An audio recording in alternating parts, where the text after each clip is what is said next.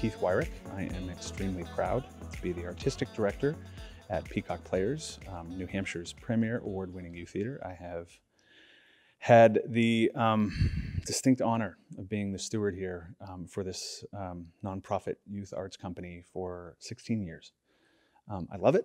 I love my job. I wouldn't trade it for the world. It's really painful to be away from it, but we're still doing a lot remotely, and we're still engaging kids and hiring artists and still making a little bit of money, and hopefully we'll get through this together. Peacock Players is known throughout the state as being this award-winning youth, performing arts group. The students here, without question, have a certain degree of celebrity about them. So do the staff at this point. We're really proud to be at the forefront of all of that, but I think on a much more local level, where Peacock Players fits into Nashua, I mean, we're the training facility for all of these academic schools in the area. And we have students that are as young as 5 years old treading the board. We have, they matriculate, they go on. We have Broadway performers.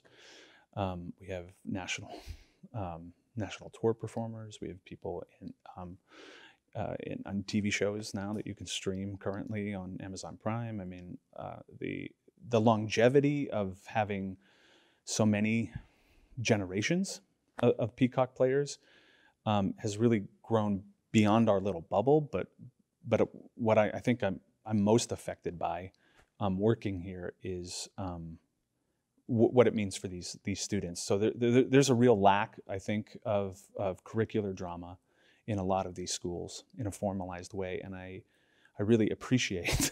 It's probably why I'm such a fan of working here.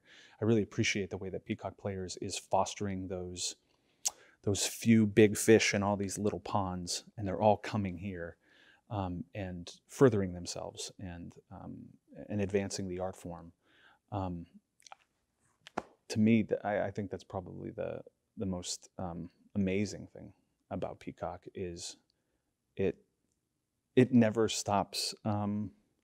The organization and these students and these artists, they never stop exceeding expectation. I think people give and donate to worthwhile arts organizations because they meet expectations, but I know firsthand that people support and donate to this organization, especially right now, because we exceed them. It's really gratifying to see that matriculate out from Nashua and constantly keep bringing all of their professional experiences back home. And I don't know, it's a dilapidated old building. I mean, but she's got a lot of good ghosts, and there's a lot of magic that happens here. I'm gratified for the students that are certainly go on in career arts, but some of them don't. Some of them just, for them, this is just recreational, and that is okay too. We're not only building the next artists, but we're also building our next audiences. And we're very proud of that. How Peacock Players has changed me personally, I used to be a Broadway performer. I'm an equity actor from New York City.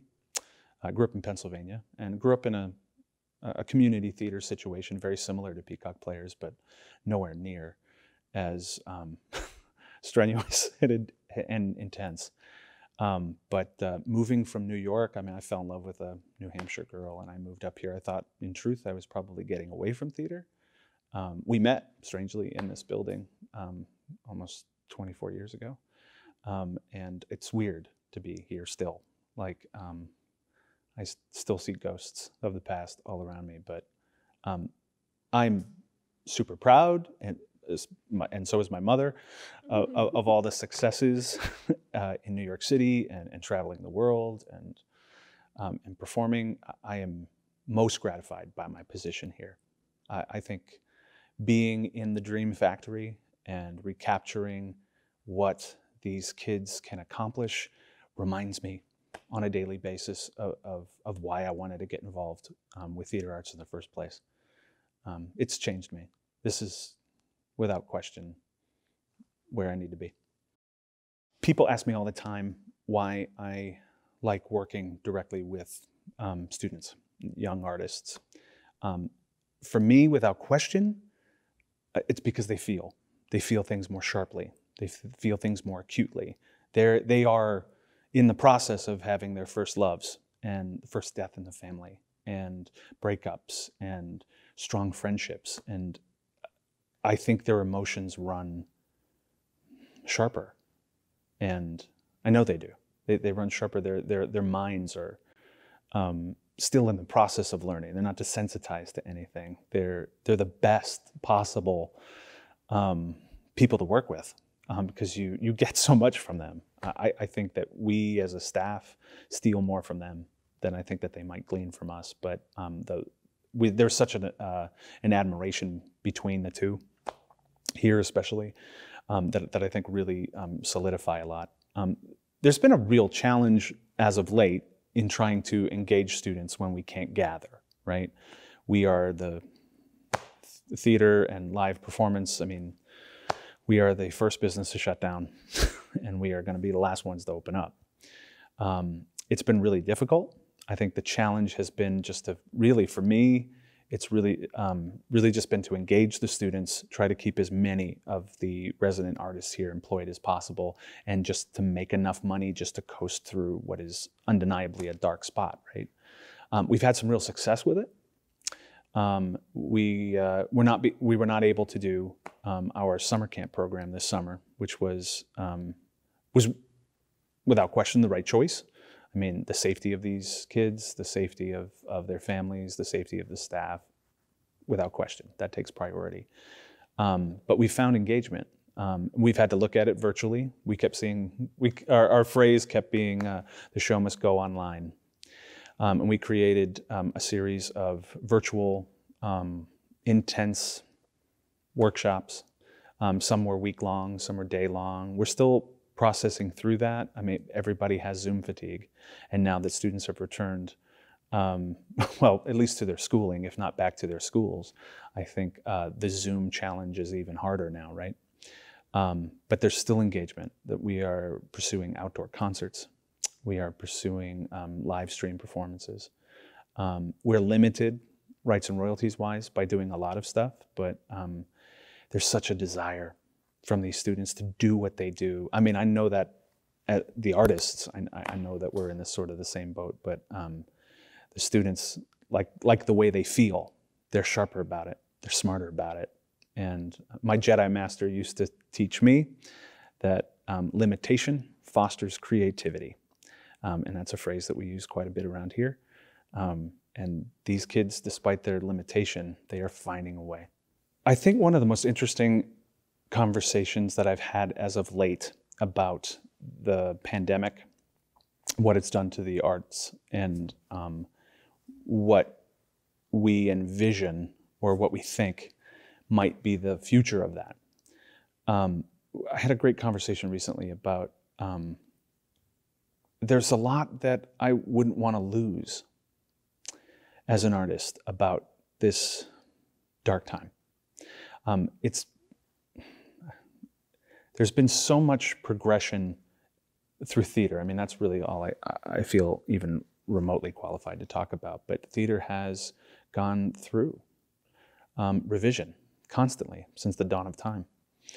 Since they were gathering in Dionysus festivals in Athens, to how they survived through the medieval plagues. Theater will evolve because life evolves, right? And theater is a direct mirror and a reflection of that, a celebration of that. What I hope that we keep from this is our dear love for it. I mean, the minute, you know, it was March 16th, the minute mid-March hit, we opened Mary Poppins here on this stage, and that night the kids got one performance. And then after the performance, we gathered them right here in this room and told them that, you know, in the most responsible way, what we had to do. It was awful. They cried, I cried, a lot. And then we spent, you know, several weeks just kind of watching this whole thing unfold and numbers climb. And we immediately, all of us, turned to the arts for comfort. We all did. I jokingly say on a daily basis to my wife, haven't we binge watched everything by now? I mean, there are no new movies that are going to come out. We've all found a way to kind of re-experience our favorite drive-in movies from the 80s. And I've even busted out an old guitar that I haven't played in probably 17 years, just for the vibration of live music. Like, we're all going to adapt because it's that important to us and it's necessary. I don't know why in school systems we're underfunded, but everybody knows about the essential quality of the arts, why we need them, why we need to go to museums, why we need to touch on history, why we need to see those paintings, and why we need to stand in the lobby and look at that fresco. Like, we've all been grabbing books, and we've all been turning on the TV, and we've even been doing backyard plays, and we need the arts so much that I think what I don't want to lose from this moment is the desire to do them. Like, I think we got pretty complacent, as most people would, and and until the one thing that's taken away from you that means the most to you, it makes you just want to do it all the more.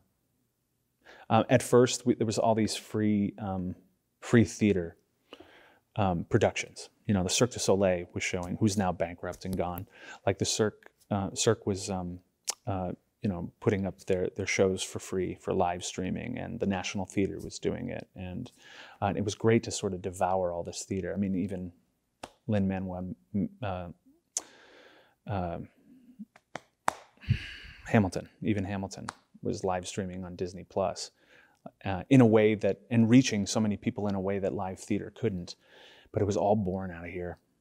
It was all born out of the workshops and the performances and the rehearsals, and you can't have any of that without what we do. So I don't know what people would have done without their radios and their TVs and their endless abilities to stream art.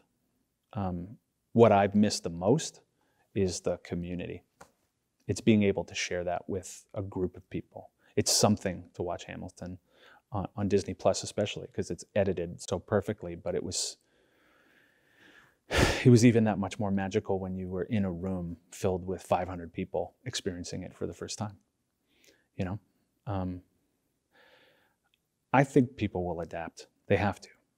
And I don't know what theater will be, but I know that I'll be a part of it. How can people support us? There are a lot of ways you can support us. You can put your heart into action. That's everything that acting is all about, putting things into action. Obviously, donations mean the world. They're a lifeblood right now for all arts, not only just theater arts, but any sort of live performance, even the visual arts, writing, this stuff. It has to be, you have to donate. And I know that it's really hard, and actually you feel somewhat embarrassed as an artist asking for it. Especially when people have been so outwardly generous right from the get-go. But we've had very little small business stimulus from the government. We've been fortunate, and we've probably been more fortunate than most. But I think you've got to donate. You've got to support your local businesses. You've got to keep your kids engaged in these programs. And I think you have to vote. It's really clear to me that a government working the way that it should will clearly help out all of the arts groups across the country. And that will send a message across the world, without question. I'm extremely honored to receive this award. I have never in my life felt like an individual artist. Everything that I do is collaborative. I not only preach it, I walk it. So I'm deeply honored for this recognition, because I think the recognition of the arts, especially nonprofit youth arts groups like Peacock Players, is worthwhile and deserving. However, I need to share this with so many people.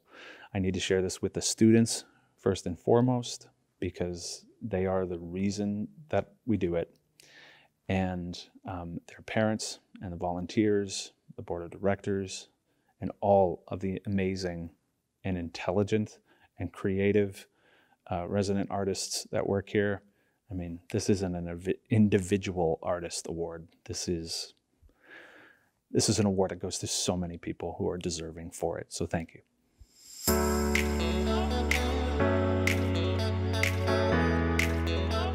Thank you for joining our virtual Art Week. City Arts Nashua appreciates the support of our sponsors and you, our viewers. Please continue to support our local artists and our musicians and theater groups. For more information on arts in Nashua, please visit cityartsnashua.org.